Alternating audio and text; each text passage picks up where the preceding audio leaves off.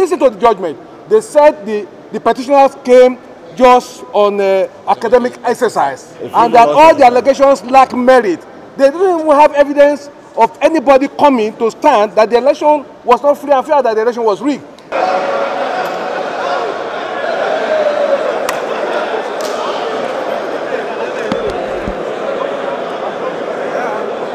In the Court of Appeal, 70 out of 73 witnesses that PDP brought to the court affirmed that the election was free and fair. So we're not expecting anything different from here. Because it's the same election, the same day.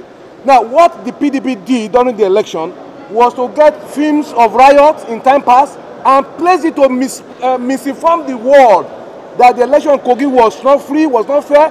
These were clips of riots in other places. Not even in Kogi State, just to mislead people. We want to thank the judiciary for their tenacity, for taking pains. If you listen to the judgment, they said the petitioners came just on academic exercise and that all the allegations lack merit. They didn't even have evidence of anybody coming to stand that the election was not free and fair, that the election was rigged. Now, they generalized their allegations. They say crimes were committed. By who? In law, you don't generalize criminal activities. You must be specific. So we want to thank God that we have judiciary that is very, very credible. And we thank God that more than ever before, we now have a leader in our state, our governor, who our people, the people of Kogi State, believe in his leadership, and they have affirmed that.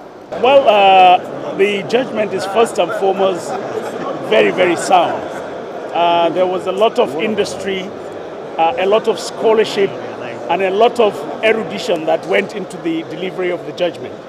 But bottom line, the judgment is a confirmation of the will of the good people of Kogi State, which they expressed on the 16th of November 2019. That's my reaction on behalf of the APC.